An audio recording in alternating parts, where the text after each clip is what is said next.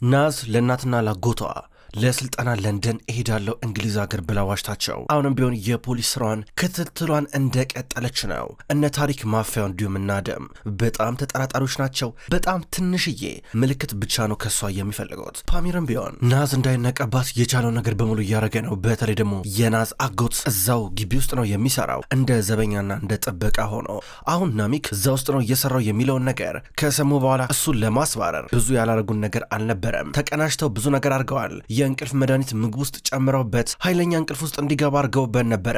በኋላ ግን የእንቅልፍ መድኃኒት ደም ውስጥ እንደነበር ሲረጋገጥ ታሪክ ናሚክን አንድ ጊዜ ላናግረው ፈልጓለሁ እያለ ነበረ። ፓሚርና ናዝ በዚህ መሃል ውስጡን ትንሽ ሳይዋደዱ አልቀሩም። በተለይ ደግሞ ናዝ ፓሚር ሁል ጊዜ እንደወደደችው ነው። ሁል ጊዜ የእሱ ነገር ይስባታል። ነገር ግን ስራው ላይ ለማተኮር ስለሚፈልግ ፊት አይሰጣትም። በዚህ ምክንያት በብዙ መንገድ ስሜታዊ እየሆነች ነው። ዛሬ ጠዋት ታሪክና የእሱ ሚስት ነሂር እነ ፓሚር ቤት ውስጥ ተገኝተዋል። በፊት ለፊት በኩል በረንዳ ጋር ሆነው ሻይ እየጠጡ ነበረ።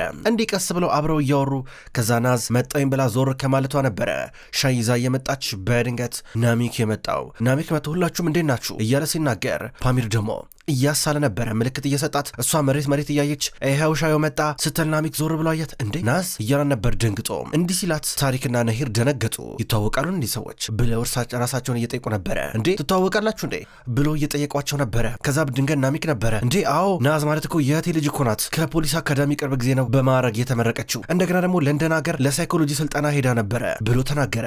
እንደዚህ ሲል ወዲያው ነበር አደም ሽጉጡን ያወጣው። ሽጉጡን ሲያወጣ ፓሚር ይፈጥናል ቶሎ ብሎ ጠረጴዛ ላይ የነበረውን ቢላ አንስቶ ወዲያው ሆዱ ላይ ይሰካበታል። አደም በዚህ መንገድ ተዝለፍልፎ ሲወድቅ፣ በአንድ በኩል ታሪክ ደግሞ ሽጉጡን ሲያወጣ ፓሚር ፈጥኖ ከሱ ጋር ሲታገል ወዲያው ነበረ ታሪክ ሽጉጡን የተኮሰው። እዚህ ጋር ናዝ በጥይት ትመታለች። ናዝ እዚህ ጋር በጥይት ደረቷ አካባቢ ተመታ ወደኋላ እየወደቀች ነው። ፓሚር ሁሉ ነገር ባይምሮ እያሰበ ነበረ። የሆነ ነገር ቢያደርግ የሚፈጠረው ነገር አሰበ።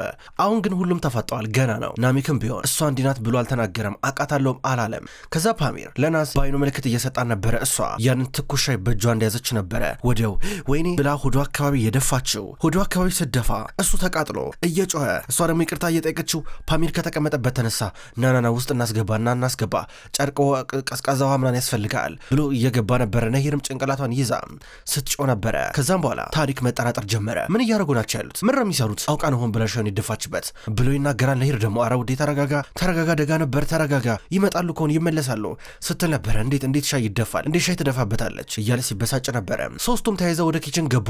ናዝ ምን እየሆነ ያለው ልነግሪኝ ትችያለሽ?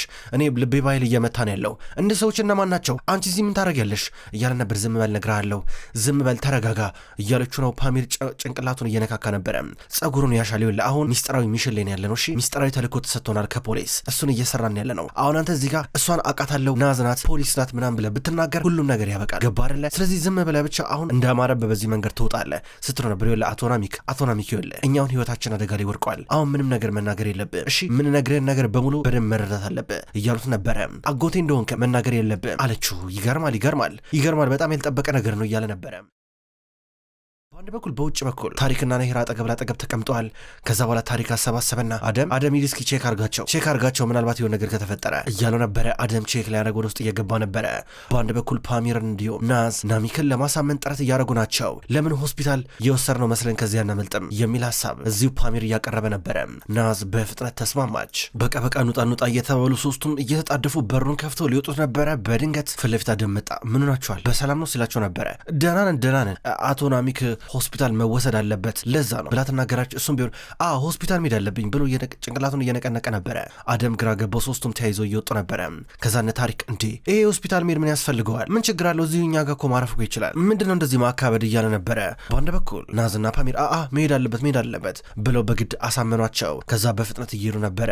በዚህ መንገድ ሲሄዱ ታሪክ ኧረ እነዚህ ሰዎች የሆነ ግራ የሚያጋባ ነገር አላቸው። ምንድን ነው? በቃ ወደ ቤት እንመለስ እያል ነበር። ከነሂር ጋር ይመለሳል። በሌላ በኩል የናዝ እናት አይኖር ወደ እንግሊዝ ለመሄድ የምታረገው ፍላጎት አሁንም ቢሆን አልቀዘቀዘም። በድንገት አንድ ጎረቤቷ ካገኛት በኋላ እስካሁን ድረስ ምንም አፕላይ እንዳላረገችና እንዳልሞከረችና ፋይሏ እዛ የውጪ ኤምባሲ እንዳልተገኘ ይነግራታል። ሲነግራት ደነገጠች። ኮሚሽነሩ ሳዱላኮ የኔን ፋይል አስገባልሻለሁ እዛ ኤምባሲ ብሎ ነበረ፣ ለቪዛው አመለክትልሻለሁ ብሎ ነበረ፣ እንዴት ሸወደኝ ያለች ግራ እየተጋባች ከሱ ጋር ትለያያለች። በጣም ነበር የተናደደችው። በሌላ በኩል የታሪክ ከሌላ ሴት የወለዳት የመጀመሪያ ልጁ ዘይነብ ቱርክ ውስጥ ገብታለች። ቱርክ ውስጥ ስትገባ የሚያሳይ የካሜራ ፎቶ አሁን ፖሊሶች እጅ ገብተዋል። የዘይነብን ፎቶ መጀመሪያ ፊት ለፊት የተቀበለው ታለት ነበረ። አሁን ፎቶዋን እያየ በጣም ጥሩ እንኳን ደህና መጣሽ እያለ ነበረ። በአንድ በኩል ናዝና ፓሚር ደግሞ ናሚክን ሆስፒታል ይዘውት እየሄዱ እና እያልሽኝ ያለሽው ናዝ ያኔ እንግሊዝ ሌር ነው ካልሽን ቀን ጀምሮ እስካሁን ድረስ እዚህ ነበርኩኝ እያልሽኝ ነው አላት። አጎቴ ስትሎ ነበር። ፈጣሪ ሆይ ፈጣሪ ምን ይሻላል እስኪ አሁን ቆይ ይሄ ይፈጠራል ብዬ ነው አልገመትኩም፣ በጭራሽ አልጠበቅኩም እያል ነበረ። አቶ ናሚክ መጠበቅም አልነበረብም። ይሄ ሚስጥራዊ ተልእኮ ተሰጥቶናል ገባረል። ይሄ ፖሊስ ስራ ነው። እኔና እሱ አንድ ቤት ውስጥ እየኖርን ያለ ነው። ልክ እንደ ባለ ትዳር ሆነን ተፋቅረን እንደተጋባን ሆነን አለው። ጭራሽ እዛ ግቢ አንድ ላይ ተጋብታችሁ እንደ ባልና እንደ ሚስት ነው የምትኖሩት? የማይታመን ሲል ነበር። አዎ ስራው ይሄ ነገር ከኛ ይጠበቅብን ነበር ገባ፣ የስራው ባህሪ ነው ሲለው ነበረ። ግን የምር አልተገባሽም አይደል ናዝ እያለ ጠይቃት። ስለምን ጋብቻ ነው የምታወራው ናሚክ? ስለምን ጋብቻ? ይሄ ስራው ባህሪ ነው አልኩህ እኮ ሚስጥራዊ ተልእኮ ስላለው ነው ለዛ ነው ስትለው ነበረ። አይ እኔን ሻን ውሸታም ስትይ ነበረ። ለምንድን ነው ሬስቶራንት ሳሰራ ሬስቶራንት ነው የምሰራው እያልክ ለምን ዋሻ እያልሽ ስጠይቂ ነበረ። ነገር ግን ተመልከቻውን የሆነውን ነገር እንደ ካንቺ በላይ ውሸታም አለ እንደ እያለ ነበረ። ናሚክ እኛውን እዚህ ጋር ታሪክ የሚባለውን ሰው መያዝ አለብን ገባ። ታሪክ የሚባለው ሰው በጣም ብዙ ፖሊሶች መርመራውት ሊይዙት አልቻሉም። በአሁኑ ትንሽ እየተሳካልን ነው። እናንተ መጥበጥ እዚህ ጋር አትበጥበጥ እያሉ ነበረ። የፌክ ስማቸውን ነገሩት። እሱ ለመንት እንደሚባል ናዝ ደግሞ ያዝ እንደምትባል እየነገሩን ነበረ። ታለት በሌላ በኩል ዘይነብ የምትባለውን የታሪክ ልጅ እዚህ ኢስታንቡል መድረሷን በፎቶ እያሳየው ነበረ። ከዛውን ይሄን እየሰጠው የሚገርም ነው እሷንም እንከታተላታለና ከእሷ ምናልባት የሆነ ነገር ማግኘት እንችላለን ብሎ እየተመለከተ ነበር። በድንገት ፓሚር ደወለለት። ሄሎ ቺፍ አለቃ፣ ኧረ መገናኘት አለብን አሁኑ ነው ሲለው ነበረ። ለምን ብሎ በስልክ ጠይቋል። ሳዱላ መገናኘት አለብን አስቸኳይ ጉዳይ ተፈጥሯል እያል ነበረ። ምን ተፈጠረ ብሎ ሲጠይቀው ናሚክ እኮ አወቀን እኮ ናሚክ ፊት ለፊት አይዘንም መሰለ እዛ ፊት ለፊት ተገናኘን በስንት ታምር መሰለው ነው የመለጥ ነው ሲለው ነበረ። በሌላ በኩል ነሂር ውስጥ ናት። ውስጥ የሆነ ነገር እያዘጋጀች ነው ምግብ። ድንገት አደም ፊቷ መጥቶ ቆመ። ዝም ብሎ አያት። ምን አለችው? አሁንም ዝም ብሎ እያያን ነበረ። ምሮ ዝም ብለ የምታፈጠው ነገረኛው እንኳ ነገር ካለ ስትለው ነበረ። ነገር ግን የቤታቸው ሰራተኛ ስለነበረች እሷ እንድትወጣ ፈልጓል። ከዛ እሷ ከወጣች በኋላ ምን ተፈጠረ ስትለው ከሞባይል ውስጥ የሆነ ነገር አሳያ። ደነገጠች። ፈጣሪ ሆይ እያለች እየደነገጠች ተያይዘው በቀጥታ ወደ በረንዳ እየወጡ ነበር። በረንዳው አካባቢ ደግሞ ታሪክ ተቀምጠዋል። አሁን ፓሚርና ናዝ በቀጥታ ናሚከን ወደዛ በሚስጥር ወደሚገናኙበት የሚስጥር ቢሮቸው አመጡት።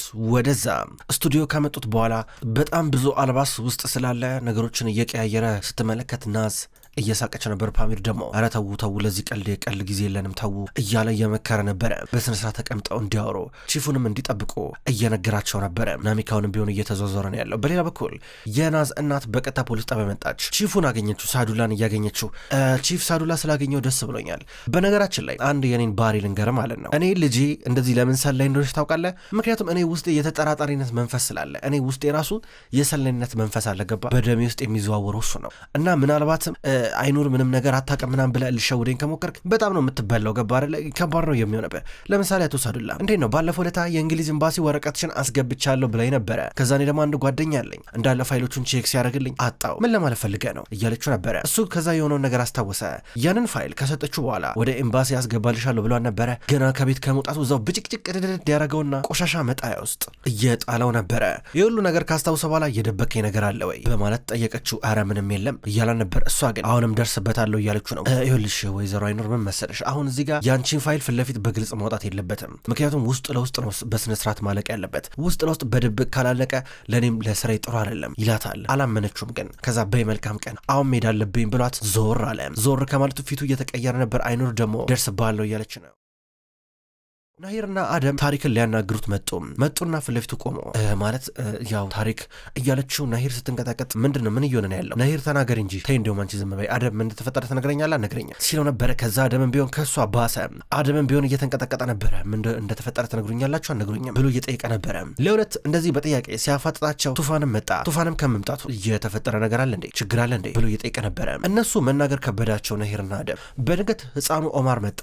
እንደመጣ ባየ ተመልከተ እህቴ እኮ መጣች ብሎ ቢሆነ ታብሌት ነገር ሲያሳየው ዜና ነበረ። የአርቲስቷ ዘይነብ ፍቅረኛዋ ቺት አረገባት የሚል መረጃ ይነበባል። ወደ ቱርክ እንደተመለሰችም ተጽፏል። እንዴት አልነገረችኝም ብሎ ደነገጠ፣ ተርበተበተ፣ ተንቀጠቀጠ። ከዛ በጣም በከባዱ መተንፈስ ጀመረ። ሶፋው ላይ ወደቀ። ቶሎ ብለው እነሱ ወደ ሆስፒታል እየወሰዱት ናቸው። አሁን ፓሚር እና ናዝ ሳዱላ እስኪመጣ ድረስ እየጠበቁ ናቸው። ናዝ ደግሞ ትንሽ እጇ ላይ ሻይ ስለተደፋ የሆነ ቀባት ነገር ለመቀባት እየሞከረች ነው። ፓሚር ከሰጣት በኋላ ቆይ ልክፈትልሽ አላት። እምቢ ያለችው ለመክፈት ታገለች። እምቢ አላት። ከዛ እሱ ከፈተላትና አምጣሽ ልቀባት ስትለው እምቢ አላት። ከዛ እጇ ላይ መቀባት ጀመረ። እጇኔን ክሬም እየቀባት እያለ ቀና ብላ ነበር የምትመለከተው። ሳይታሰብ በመካከላቸው የሆነ ነገር እየተፈጠረ ነው ያለው። እንደ አዲስ ቀና ብላ ትመለከተ ትመለከተዋለች። እሱም ይመለከታታል። እንዴት ተመሳስጠው እያሉ ነበር በድንገት ሺፉ የመጣው ሰዎች እንዴት ናችሁ እያሉ ወደ ሲገባ በድንገት ደግሞ ናሚክ ሲያዩ አለቃ እንዴት ነህ ብሎ ሰላም እያሉ ነበረ። ስማ አሁን አንተ ማለት ምንም ያየው ነገር የለም ከዚህ በኋላ ምንም ነገር እንደማታውቅ መሆን ያለብህ ምክንያቱም ይሄ የሚስጥር ስራ ነው እያሉ አስረዱት። በተለይ ደግሞ ኮሚሽነሩ ለናሚክ ከዚህ በኋላ ምንም ነገር እንደማያውቅና ለማንም ሰው ምንም ነገር ማውራት እንደሌለበት ነገረው። ናሚክ እሺ እያለ ነበረ። ችግር የለም መጀመሪያም ብነግሩ ይኖር እኮ ተባበራችሁ እኮ ነበር አሁንም ጣጣ የለውም ችግር የለም እያላቸው ነበረ። በዚህ ተስማሙ፣ በዚህ ተግባቡ። በሌላ በኩል ታሪክ ሆስፒታል ገብቷል። ከገባ በኋላ ዶክተሩ መጥተው እያናገሩ ነበረ። ያለበት የልብ ህመም አይደለም የሳይኮሎጂካል ወይም የአይምሮ ችግር እንደሆነ ነገረው። ከዛም በኋላ ይህንን ለነሂር እንዳትነግራት እያለው ነበረ። ነሂር ከሰማች ትደነግጥብኛለች ብሎ በጣም ሰጋ። ነሂር ደግሞ በውጭ በኩል ከዶክተሩ ጋር እያወራች የልብ ህመም ነው ብሎ ዋሻት። ከቱፋን ጋር ሊጠይቁት ወደ ውስጥ እየገቡ ነበረ። ወንድሜ ያስፈርታኝ ነበረ ስለተሻለ ደስ ብሎኛል ይላል ቱፋን። ደህና ነኝ ምንም አልሆነም አታስቡ እያል ነበር። ነሂርም ቢሆን ከዚህ በኋላ ምንድነው የምናደርገው ብላ እየጠየቀችው ነበረ። አደምም አብሯቸው እየጠየቀ ነበረ። አሁን ናዝ እና ፓሚር ታሪክ ሆስፒታል እንደገባ አላወቁም። ወደ ቤት እየተመለሱ ናቸው። ስታስቢ ግን አጎትሽ ይህንን ሚስጥር አስችሎት የሚጠብቅ ይመስልሻል ብሎ ጠየቃት። አዎ ይጠብቃል። በጣም ጎበዝ ነው ብዙ ነገሮችን ቶሎ ይላመዳል ስትለው ነበር። አሪፍ በቃ በይ እንግዲህ ከዚህ በኋላ በደንብ እናስመስል። ደግሞ ፈገግ በይ እያላን ነበር። እሷም ለምን ታንተን ፈገግ በል እያለች ሁለቱም እየተሳሳቁና እየተቃለዱ በሩ ጋር ደረሱ። ፌርዲ በሩን እየከፍተላቸው ነበረ። አቶ ናሚክ እንዴት ነው ደህና ነው ብሎ ጠይቃቸው። ደህና ነው ይሉታል። ድንገት እነ ኑማንና የእሱ ሚስት መጡ። ከመጡ በኋላ ሰላም እያሏቸው ናዝ ደግሞ ደህና ነው ምንም አታስበው ሻይ ነበር ቅድም እኔ እኮ ተሳስቼ ደፋውበት አሁን ሆስፒታል ወሰድ ነው ከዛ ወጥቷል ብላ ተናገረች። ከዛ እነሱ የሚያወሩት ስለ ታሪክ ነበረ። እነ ፓሚር የሚያወሩት ደግሞ ስለ ናሚክ ነው። እንዴ ቆይ አልተግባባንም ስለማን ነው የምታወሩት? እንዴ አቶ ታሪክ እኮ የልብ ህመሙ ተነስቶበት ሆስፒታል ገብቷል ብለው ነገሯቸው። ተነናገጡ። በቃ ሄደን እንጠይቀዋለን ብለው ወደ ውስጥ ገቡ። ወደ ቤት እንደገቡ ምንድነው የምናረቀው ይባባላሉ። ይኸውልሽ አሁን ማነው ልጃቸው ኦማር ቤት ብቻውን ነው ያለው። አንቺ ለነሂር ትደውይና ማለት ነው እንዴት ነው ከልጅሽ ጋር ብቻውን ከሚሆን አብሬው ሉ ነው ብለሽ ትጠይቂያታለሽ። ስራችን እንሰራለን። እንደውም እኔ የድምጽ መቅረጫ ደብቃለሁ ማለት ነው ደውይላት አላት። እሷ ወደ ነሂር ደወለች።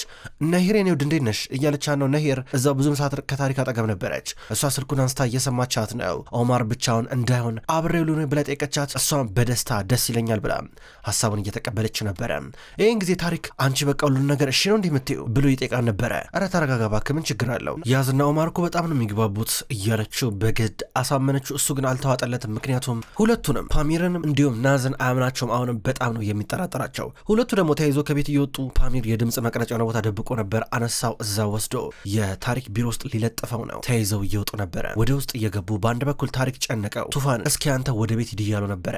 ሂድና ነገሮችን ቼክ አርግ አለው። እስካሁን ድረስ ውስጡ ደስ ያላለው ያልተዋጠለት ነገር አለ። ሂድ እያለው በዚሁ ይሄዳል። ነሂርን ደግሞ እየመከራን ነበረ። እሷ ደግሞ ቱፋን የሳይኮሎጂ ምክር እንደሚያስፈልገው ትነግረዋለች። በተለይ ደግሞ ናዝ እዚህ ነገር ላይ እውቀት ስላላት የእሷን ስም እየጠቀሰች ያዝ እኮ ታግዘናለች ብላ ስጠይቀው ተይኝ በናትሽ ተይኝ በቃ እያላት ጋደም ይላል። ቱፋን እየወጣ ነው። አደም እየተከተለው ነበረ። ከዛም በኋላ ዘይነብ እንደመጣች ነገረው። እንዴት አድርገው እንደሚመልሷትና ወደ ቤት እንደሚመጧት እንደሚያሳምኗት እየተማከሩ ነበረ። ፓሚርና ናዝ ወደ እነ ታሪክ ቤት ገቡ። ኦማር ብቻውን እየተጫወተ ነበረ። ወደ ውስጥ ገብተው አብረውት ማውራት ጀመሩ። ከዛ እሱ የሆነ ጨዋታ እንጫወታላቸው ትሩዝ ኦር ዴር እውነቱን መናገር ወይ ደግሞ መታዘዝ። ከዛም በኋላ የትኛውን ትመርጫለሽ ብሎ ያዝን ጠየቃት። እሷ ከዛ እውነቱን እያለች ነበረ። ከዛ ጥያቄ ጠየቃት። እሷም በደስታ ጥያቄውን እየተቀበለች ነበረ። ጥያቄው ከአንቺ በእድሜ የሚያንስ ወንድ ፍቅር ሊይዝሽ ይችላል ወይ የሚል ነበረ። በፍጹም ብላ እየመለሰች ነው። ከዛ በኋላ በተመሳይ መንገድ ፓሚርንም እየጠየቀው እንደዚህ እያሉ ብዙ መጫወታቸውን ቀጠሉ። ከዛም በኋላ እሱ የሆነ ነገር ማሳይሽ ነገር አለ ብሎ ወደ መኝታ ክፍሉ ሄደ።